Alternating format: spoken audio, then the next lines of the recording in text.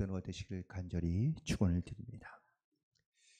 좋은 생각이라는 월간지가 있는데 거기에 나오는 짤막한 예화 있긴 한데요. 어느 한 청년이 사랑하는 여인이 있었습니다. 그래서 그 여인에게 청혼하기 위해서 열심히 준비해서 달려갔죠. 드디어 집에 이르러 자기의 그 청혼 약속한 반지와 또한 꽃다발을 들고 왔는데 그 집에서 일하는 집사가 나오더니 그 청혼을 받아야 되는 그 여자 사랑하는 여인이 나오지 않겠다고 청혼을 받지 않겠다고 돌아가라고 얘기한 겁니다. 예기치 못한 반응에 너무나 깜짝 놀란 이 청년이 그 사랑하는 여인에게 만나주지 않으니 편지를 써서 물었습니다. 왜 도대체 결혼하지 않는 거냐? 왜 나를 만나주지 않는 거냐? 라고 이렇게 물었더니 그녀가 답장에 이렇게 글을 썼습니다. 나는 오늘 당신을 기다리며 그리고 창문 밖에서 당신이 오는 모습을 보고 있었는데 우리 집을 향해 바삐 달려오는 도중에 부딪히던 한 거지 여자가 있었는데 그런데 그 여자를 아무렇지 않게 보고 그냥 지나치며 미안하다는 말도 없이 떠나버렸다는 겁니다.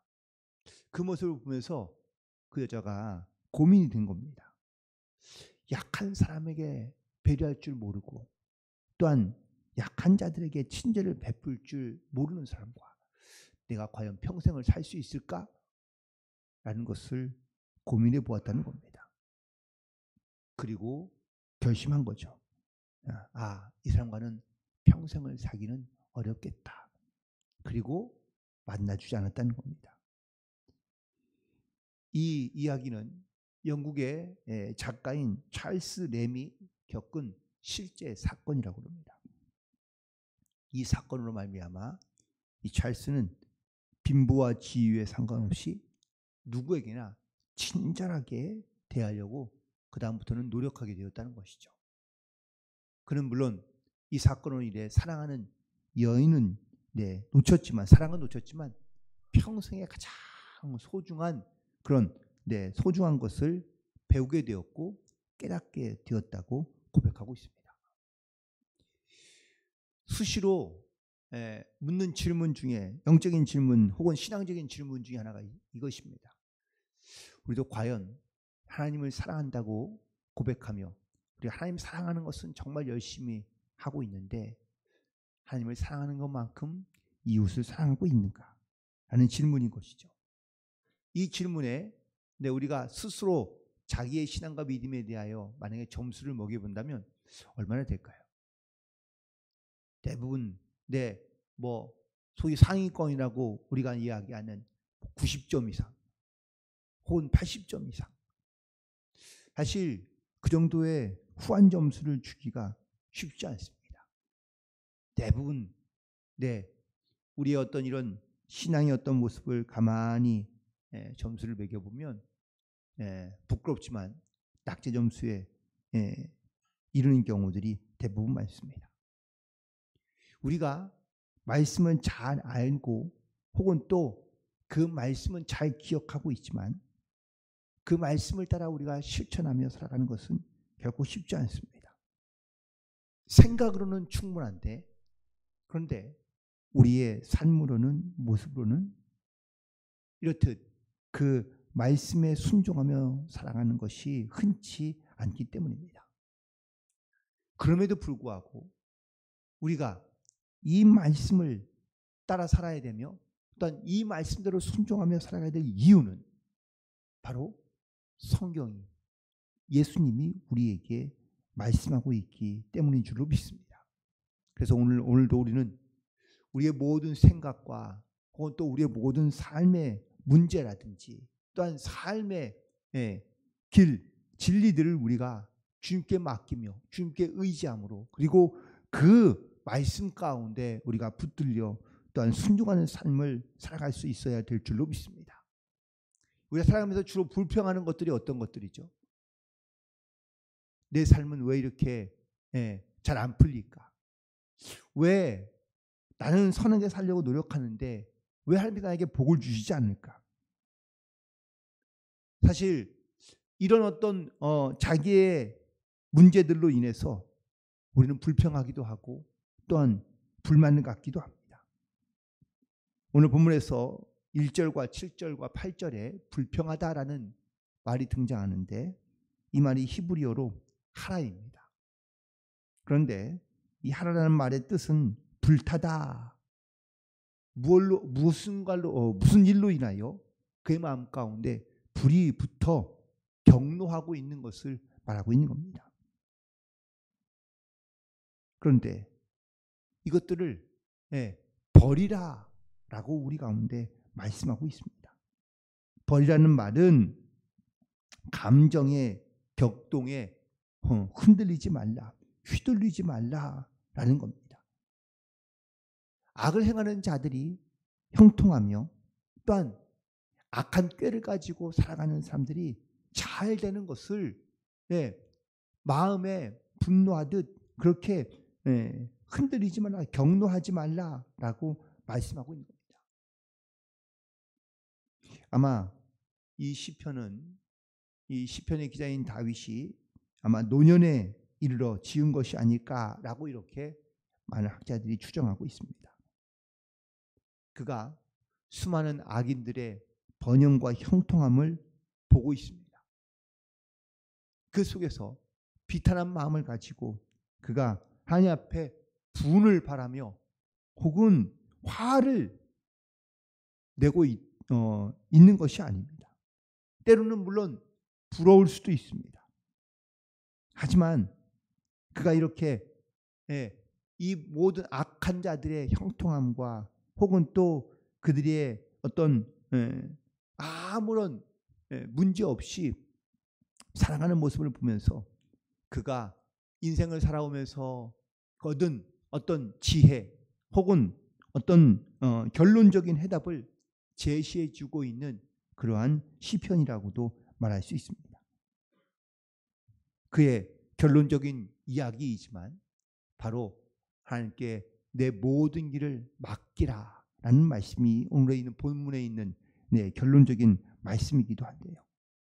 시편 특별히 37편은 히브리어의 알파벳이 22개가 있습니다. 그런데 이 22개 알파벳 순서대로 시편을 지은 것이죠. 특별히 이 시편에서 그가 하나님의 공의와 혹은 또 하나님의 역사에 대해서 그가 기록하고 있으며 고백하고 있는데 결국은 바로 하나님의 공의가 이루어지는 것은 악인들은 망하고 의인들은 굳게 서게 된다. 또한 하나님의 축복의 자리에 앉게 된다라는 이 결론적인 이야기를 가지고 오늘 우리에게 말씀하고 있습니다. 특별히 오늘 본문의 1절과 2절은 전체의 서론이면서 동시에 결론이기도 합니다. 지금의 악인은 형통하는 것처럼 보이지만 결국 그들은 풀과 같이 배임을 당하고 쇠잔할 것이라고 말씀하고 있기 때문입니다. 특별히 오늘 본문에서 악인의 삶이 어떤 것인지를 계속해서 말씀하고 있는데 악인들은 의외로 이 사람과의 관계 속에서 의를 행치 않고 있는 사람들이라는 것을 깨닫게 됩니다. 하나님을 사랑하는지 모르겠지만 선한 이웃들 혹은 주변에 있는 이웃들을 사랑하지 않습니다. 오히려 그들에게 악한 일을 저지릅니다. 자기의 욕심에 빠져 의인을 치고 의인을 괴롭히고 또 그들을 박해하며 적극적으로 선을 행하지 않는 사람들을 악인이라고 말하고 있습니다. 마치 마태복음 25장에 보면 우편과 좌편에 있는 사람들 중에서 좌편에 앉아 있는 사람들을 말하고 있는 것 같습니다. 이 좌편에 있는 사람들이 책망받은 이유는 뭐죠? 예수님께서 책망하시기를 내가 헐벗고 굶주리고 옥에 갇혔을 때 너희가 돌보지 않았다는 겁니다. 그러자 그들이 묻습니다. 아니 주님, 언제 우리가 돌보지 않았습니까? 그때 말씀하시기를 작은 자 하나에게 한 것이 혹은 하지 않은 것이 나에게 한 것이며 나에게 하지 않은 것이라고 책망하셨습니다. 그런데 오늘 본문에 시편 기자가 말하고 있는 이 악인들의 모습이 이와 같은 겁니다. 약한 자들은 돌보지 아니하고 오히려 자기의 욕심으로 그들을 박해하며 빼앗고 선을 행하지 않는 것, 이것이다 악한 자의 모습이라고 말하고 있습니다. 그래서 9절에 말씀하시기를 이렇게 살면 결국은 악하는 자들은 끊어질 것이다 라고 말씀하고 있습니다. 주님께서 이 악한 자들의 그 마지막 날이 곧 다가올 것처럼 말씀하고 계시는 것이죠. 그들은 양심이 찔리고 또한 그들이 갖고 있는 자랑거리인 활은 부러지게 될 것이라고 말씀하고 있습니다. 하지만 여호와를 소망하는 자들은 땅을 차지하리라고 말씀하고 있는데, 여기서 이 땅을 차지한다는 것은 어떤 우리가 말 그대로 무슨 넓은 땅을 가지거나 아니면 세상의 권세와 세상의 어떤 이러한 물질의 부를 우리가 차지할 것이다 라고 말씀하는 것이 아닙니다. 여기서 하나님께서 주시는 이 땅 가운데 하나님의 뜻, 하나님의 영광을 위하여 그리고 주님의 소망을 이루어가는 이 땅을 다스리고 정복하는 그러한 믿음의 사람들을 말씀하고 있는 것을 알 수 있습니다. 결국 의인의 삶은 바로 여호와를 소망하며 살아가는 그러한 성도들인 줄로 믿습니다. 이런 사람들은 특별히 의인을 살아가는 사람들은 바로 하늘 창고에 쌓기를 즐겨하는 사람들입니다. 비록 그들은 적은 소유를 갖고 있다 할지라도 악인의 풍부함보다 나은 것을 알고 그리고 그 은혜로 베풀어 주시는 하나님의 사랑을 고백하며 살아가는 사람들, 바로 이런 사람들이 하나님의 은혜의 날에 그리고 또한 하나님께 그들의 인생과 소망을 맡기며 살아가는 귀하고 복된 성도들의 모습인 줄로 믿습니다.